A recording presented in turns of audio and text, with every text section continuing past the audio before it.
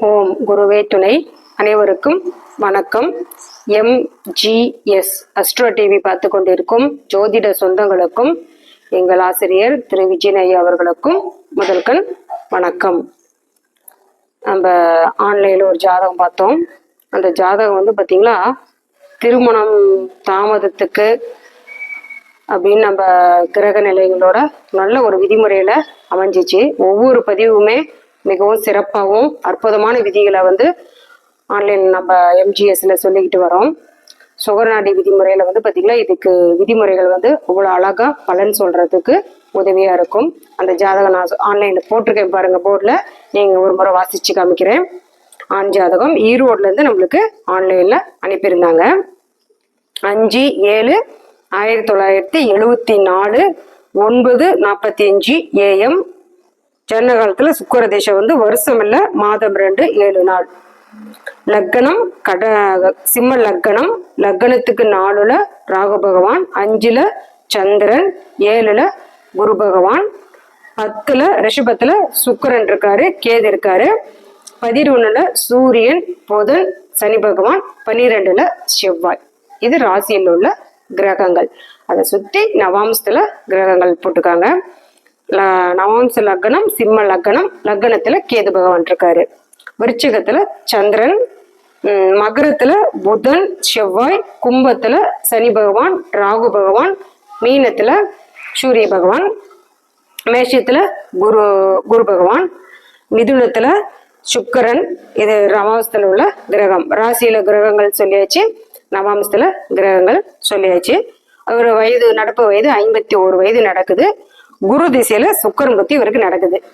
குரு திசையில சுக்கரன் புத்தி இவருக்கு நடக்குது. இவர் நம்ம கிட்ட ஆன்லைன்ல ஜாதகம் அனுப்பி கேட்டாரு. நம்ம பார்த்து சொன்னோம், ஐயா உங்களுக்கு வந்து திருமணம் முடிஞ்சிருச்சு, திருமணம் முடிஞ்சு ஒரு ஆண் ஒன்று பெண் குழந்தை ஒன்று உங்களுக்கு இருக்கும் அப்படின்னு சொல்லிட்டு நம்ம சொன்னோம். கிரக திசை பத்தி எல்லாமே நம்ம கணக்கு போட்டு சொல்லிட்டு அவர் சொன்னாரு. ஜாதகம் நான் ஒரு ஆன்லைன்ல பார்க்குறப்ப முதல்ல சொன்னாரு, எனக்கு விதிமுறையோட ஜாதகம் சொல்லி கொடுங்க அப்படின்னு அவர் நம்ம கிட்ட கேட்டாரு. விதிமுறையோட நாங்க சொல்றோங்கய்யா அப்படின்னு சொன்னேன். உங்களுக்கு திருமணம் முடிஞ்சு ஒரு பெண் குழந்தை ஒண்ணு, ஒரு ஆண் குழந்தை ஒண்ணு இருக்குங்கய்யா, குடும்ப வாழ்க்கை நல்லா சிறப்பா போயிட்டு இருக்குது அப்படின்னு நான் சொன்னேன். அவர் வந்து ராகு கால கிரகங்கள் 2 7 11 அதிபதி எல்லாம் ராகு கால்ல இருந்தா திருமணம் இல்லைன்னு நீங்க சொல்லியிருக்கீங்களா யூடியூப்ல. 2 7 11 பாவம் திருமணம் நடத்தும். அதில் உள்ள கிரகமும் திருமணம் நடத்தும். இந்த கிரகங்கள் எல்லாமே ராகு கால்ல இருந்துச்சுன்னா திருமணம் அரியுது, தாமதம், திருமணமே இல்லைன்னு கூட சொல்லியிருக்கீங்களே சில ஜாதகத்துல, உங்க யூடியூப் எல்லாமே நாங்க பார்ப்போம் அப்படின்னு சொல்லி சொன்னாரு. நான் திருமணம் இல்லை அப்படின்ட்டு அவரு இல்லைன்னே தான் உறுதியா அவர் சொல்லிட்டு இருந்தாரு. நான் சொன்னேன், திருமணம் உங்களுக்கு உறுதியா நடந்துருச்சுங்க ஐயா, அதுக்கு உண்டான விதிமுறை நீங்க சொன்னது சரிதான், அது விதிவில கூட நாங்க பொருத்தி சொல்றோம். சுகர்நாடி விதிமுறையில நாங்க துல்லியமா சொல்ல முடியும், திருமணம் ஆனதுக்கு உண்டான காரணங்கள் சொல்ல முடியும் அப்படின்னு சொல்லிட்டு நம்ம அவருக்கு சொல்லி முடிச்சோம்.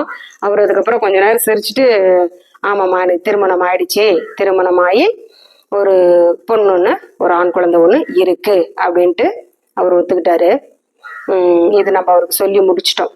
நம்ம MGS பார்க்கும் ஜோதிட சொந்தங்களுக்கு ஒரு விதி விலக்கு, ஒரு விதிமுறை ஒன்று இருந்துச்சுன்னா அது ஒவ்வொரு விதிமுறைக்கும் ஒரு விதி விலக்குன்னு ஒன்று இருக்கு.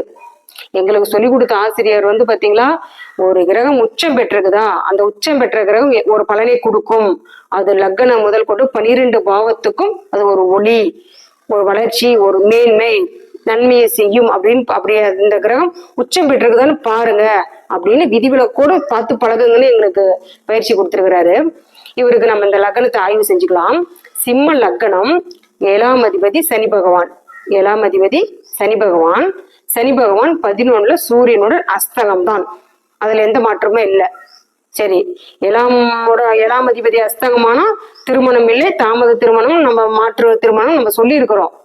அதே மாதிரி 2ஆம் அதிபதி 11ஆம் அதிபதி அஸ்தகமானாலும் திருமணம்ங்கிறது ஒரு பாதிப்பை கொடுக்கும் அப்படின்னு நம்ம சொல்லி இருக்கிறோம். இல்லை நம்ம வறுக்கல. 7ஆம் அதிபதி அஸ்தகமாயி 2 7 11ஆம் அதிபதி அஸ்தகமாயி ராகு கால் இருந்துச்சுன்னா திருமணம் என்பது அரிதுன்னு கூட நாங்க சொல்லியிருக்கிறோம். சில வீடியோக்களை சொல்லியிருக்கோம். நாங்க லைவ்ல பாக்குற ஜாதகத்தை தான் நம்ம போர்டில் போட்டு ஒப்பிட்டு சொல்லுவோம். ஆனால் அதுக்கு ஒரு விதிவிலக்கு உண்டு. 7ஆம் அதிபதி சனி பகவான் லக்னத்துக்கு 11 சூரியனுடைய அஸ்தங்கம் தான், ஆனால் அவர் ராகு கால். 2ஆம் அதிபதி 11ஆம் அதிபதி புதன் பகவானும் ராகு கால் தான், சரிங்களா? ஆனால் அந்த ராகு ராகு நட்சத்திரம் பலம் பெற்றதுனால, ராகு உச்சம் பெற்ற நட்சத்திரத்துல இருக்கிறதுனால, அந்த 7ஆம் அதிபதியும் 2ஆம் அதிபதியும் 11ஆம் அதிபதியும் உச்சம் பெற்ற நட்சத்திரமான ராகு நட்சத்திரத்துல இருப்பதனால் திருமணத்தை நடத்தி வைத்தது அப்படிங்கிற விதிமுறை முதன்மையா நம்ம எடுத்துக்கலாம். எல்லா விதிக்கும் ஒரு விதி விலக்கு உண்டு. லக்னத்திற்கு 4ஆம் பாவத்துல ராகு பகவான் உச்சம் விருச்சிகத்துல, அவருடைய காலிலேயே 7ஆம் அதிபதியும் 2ஆம் அதிபதியும் 11ஆம் அதிபதி இருப்பதனால் அந்த ராகு பகவான் திருமணத்தை நடத்தி வைத்தார். ராகு போகக்காரகன், ராகு பகவான் போகக்காரகன், திருமணத்தை நடத்தி வைத்தார் அப்படின்னு நம்ம அவர்கிட்ட சொல்றப்ப அவரு ரொம்ப பெருமையா, பரவாயில்லமா இவ்வளவு ஒரு நுணுக்கத்தோட சொல்றீங்க அப்படின்னு சொல்லி அவர் ரொம்பவே நம்மளை பாராட்டினாரு.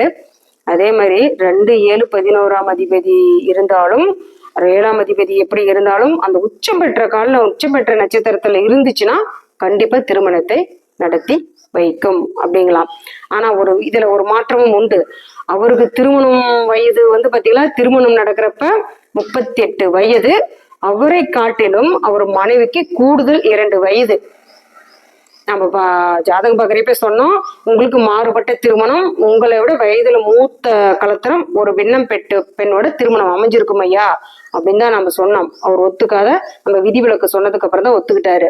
அதே மாதிரி அவருக்கு 38 வயது திருமணம் ஆகும்போது அவர் மனைவிக்கு 40 வயது திருமணம். அந்த காலகட்டத்தில் தான் திருமணம் 2 பேத்துக்குமே அமைஞ்சிச்சு. 51 வயது இப்ப அவருக்கு நடப்பு. ஒரு 6 வயது குழந்தையும் ஒரு 4 வயது குழந்தையும் இருக்குதுன்னு அவர் சொன்னாரு.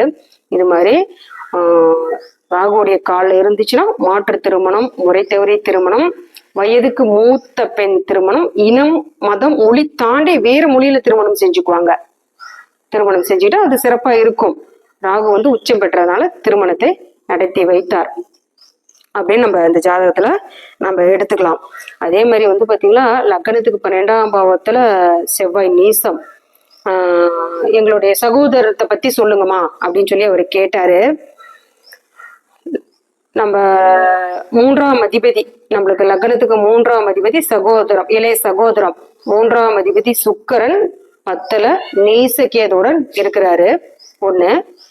12ஆம் பாவத்துல செவ்வாய் நீசம், அது 1. ராகு நின்ற நட்சத்திரம் பாத்தீங்களா புதன் கால்ல, செவ்வாய் நின்ற நட்சத்திரமும் புதன் கால்ல. ராகு நின்ற நட்சத்திரமும் புதன் கால்ல, செவ்வாய் பகவான் நின்ற நட்சத்திரமும் புதன் கால்ல. ராகு பின்னோக்கி பயணம் செய்வார், செவ்வாய் பகவான் முன்னோக்கி பயணம் வருவார். அப்ப ராகுக்கு 1.9 தொடர்பு வர்றப்ப ராகுக்கு முன்னால 1 டிகிரி எந்த கிரகம் இருந்தாலும் தன் பலனை இழக்கும். ராகுக்கு முன்னால 1 டிகிரியில செவ்வாய் பகவான். ஐயா உங்களுக்கு சகோதரம் எல்லாமே 2 சகோதரம் பிறந்திருப்பாங்க, இப்ப அவர்கள் இருக்க மாட்டாங்க அப்படின்னு சொல்லிட்டு நம்ம சொன்னோம். அவர் சொன்னார் 2 சகோதரருமே மனநிலை பாதிக்கப்பட்டு இறந்துட்டாங்கம்மா. அவருடைய சொத்துக்கள் எல்லாமே எனக்கு தான் சேர்ந்தது, நான் தான் ஆண்டு அனுபவிச்சுட்டு இருக்கேன் அப்படிங்கிற மாதிரி அவர் சொன்னாரு. ராகுக்கு முன்னாலும் 1 டிகிரி என்ன கிரகம் இருந்தாலுமே அந்த கிரகம், ராகு மிக பிரம்மாண்டமான கிரகம், அந்த கிரக காரகத்தை முழுங்கிடும். அப்ப 3ஆம் அதிபதி சுக்கிரன் நேசக்கேதோட இருப்பது 1. செவ்வாய் நின்றது புதன் கால்ல, ராகு பகவான் புதன் கால்ல. அப்படியே அந்த பயண கோச்சாரத்துல வரப்ப ராகு பகவான் செவ்வாய் பகவானை முழுமையா முழுங்கிடுவாரு. செவ்வாய் தன் பலனை இழந்துருவாரு அப்படின்னு நம்ம எடுக்கலாம். அதே மாதிரி லக்னத்திலிருந்து 4 பாவத்துக்குள்ள ராகு உச்சம் பெற்றுச்சுன்னா மிக பிரம்மாண்டமான வீடு கட்டுவார். 4ஆம் இடம் மண்மனை வீடு சொத்து பத்து எல்லாமே இருக்கு இல்லையா. சகோதரர் 2 பேருமே இறந்ததுனால சகோதரருடைய சொத்து பத்துக்கள் எல்லாமே இவரே சேர்ந்துச்சு. 4-5 கோடி ரூபாய் செலவுல வீடு மிக பிரம்மாண்டமா கட்டியிருக்கிறோமா அப்படின்னு சொல்லிட்டு அவர் சொன்னாரு. அது மாதிரி ஒரு ராகு கால்ல இருந்தாலும் திருமணம் செய்யும் கிரகம், அது விதி ஒண்ணு வந்துச்சுன்னா அதுக்கு விதி விலக்கு என்னன்னு பார்த்து நம்ம ஆராய்ச்சி பண்ணி கொஞ்சம் டைம் எடுத்து பொறுமையா நம்ம சொன்னோமா சுகநாடி விதிமுறையில மிக துல்லியமா சொல்லலாம் அப்படிங்கிறது ஒரு விதி. MGS அஸ்ட்ரோ டிவி பார்த்து கொண்டிருக்கும் ஜோதிட சொந்தங்கள் அனைவருக்குமே மிக்க நன்றி.